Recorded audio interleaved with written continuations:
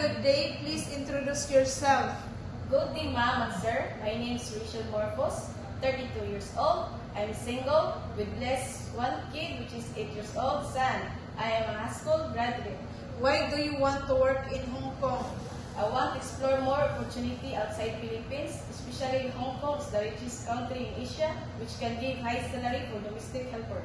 Do you have work experience as domestic helper? Yes, ma'am.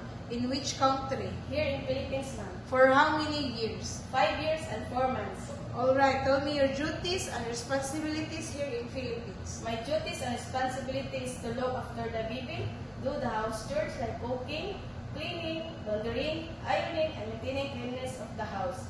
I serve a family of 3, including toddler, which is 5 years old now. Okay. What are your skills? Cooking, tutoring, and cleaning. What are the traits of a good domestic helper? Trustworthy, honest, and reliable at work. Lastly, what is your message to your future employer? To my future employer, I hope you see my application to work with in the future. I am loving and caring nanny that you are looking for. Thank you.